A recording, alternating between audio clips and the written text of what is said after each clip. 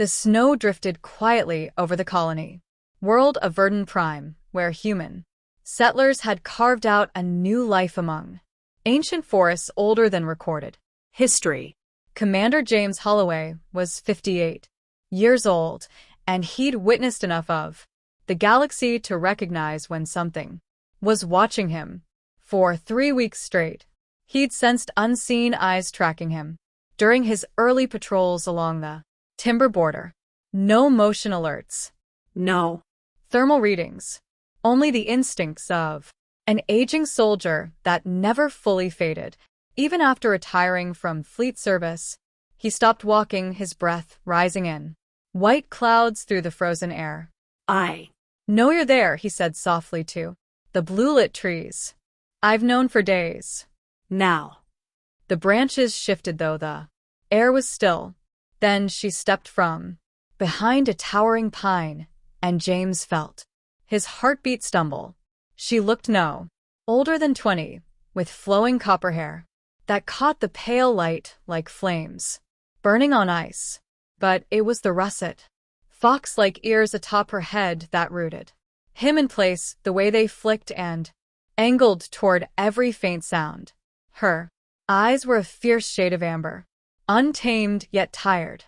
She wore crude patchwork gear scavenged from anywhere she could, leather and hide stitched together with more desperation than skill.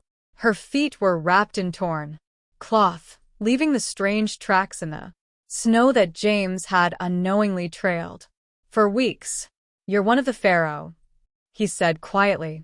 Not a question, simply a truth. The genetic creations from the old colonial conflict, built for sharp senses and survival, then abandoned when the war ended and ethics finally caught up to ambition. They had faded into the wild regions of countless worlds, never fully human or animal, belonging to nothing. She approached slowly, her movements wary yet intrigued. When she spoke, her voice carried an accent he couldn't identify, shaped by years without people. "Your scent," she said, head angled slightly. "I like it." Something tight stirred inside James. Not fear, something deeper, older. Maybe the recognition of loneliness meeting its reflection. "What's your name?" he asked. She hesitated, deciding whether to trust him. "Kira, the soldiers who made me called me subject Kira, 7. But I kept the name Kira." "I'm James." He slowly reached into his coat, watching her tense. "Just taking something out. A protein bar. You must be hungry." Her ears dipped faintly, pride wrestling with clear hunger. At last she agreed. He tossed it gently. She caught it with speed that blurred, tore it open, and ate with the precision of someone unsure when the next meal would come. "Why were you following me?" James asked. Kira finished the bar before replying. "Most humans smell like fear when they walk these woods. Fear and rushing. You smell like sorrow and old memories, like the forest itself." I wanted to know why. James found himself smiling. "That's very observant. My nose does not lie." In the weeks that followed, an unexpected pattern formed. James walked his patrol routes and Kira trailed him, sometimes seen, often unseen. Slowly the space between them closed. She began walking at his side, teaching him to read the forest her way, through scent, sound, and faint cues he had never noticed. He told her pieces of his life, about his daughter back on Earth who barely spoke to him now, too occupied with her own household to remember the father who spent her early years scattered across distant stars, about his wife who had died 5 years ago, leaving a quiet ache nothing could seem to replace. Kira listened with a focus that made him feel genuinely heard for the first time in years. She shared bits of her own past, the laboratory, the conditioning, the war that ended, and left her kind blown apart like seeds on empty soil, the loneliness of being, created for a purpose that vanished. Overnight. Do you ever regret it? She asked one dawn as they watched sunlight wash the sky in amber and rose. Getting watching everything change, while you stay the same inside. James. Thought it over. I regret the time I wasted, the moments I ignored because my eyes were elsewhere. But the years. Themselves? No. They taught me what I needed to learn. Like what? Like how to recognize kindness when it's given, and how to offer it when it's missing. He studied her. You're not so different from us, you know. No matter what they built into you, the loneliness, the wanting, the need to matter, those things are human. They're universal. Kira's eyes glimmered.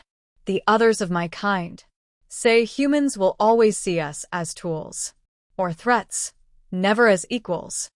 They're wrong about some of us, James said.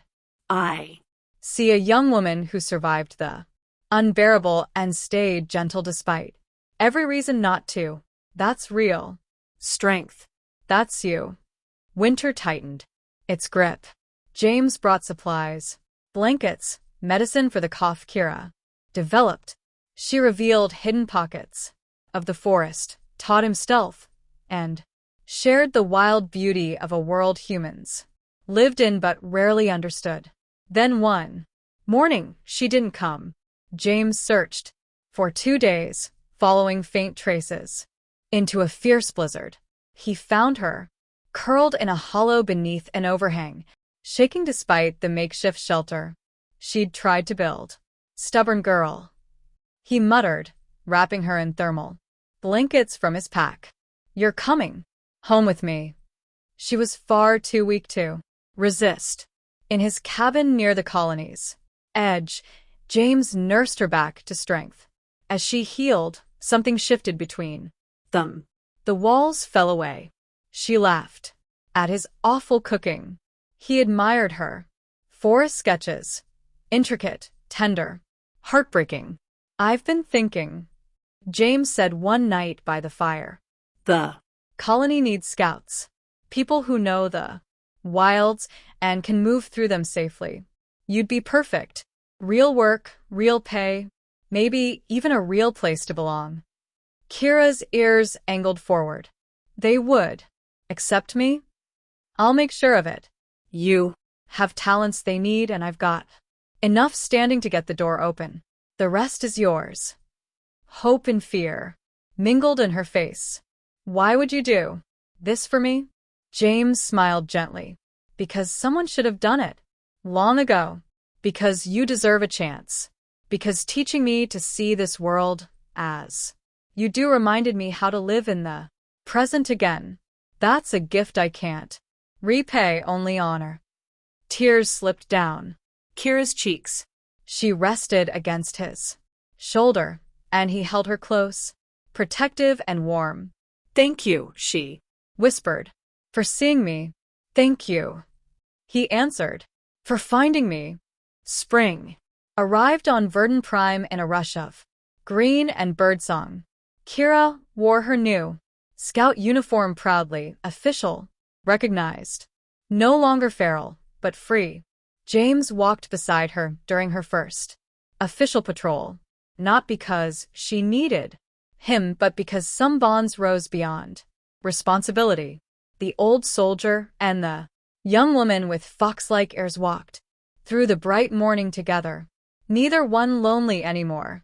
Two souls who found in each other what the galaxy had once denied them, a family chosen, not by blood or design but by understanding and grace.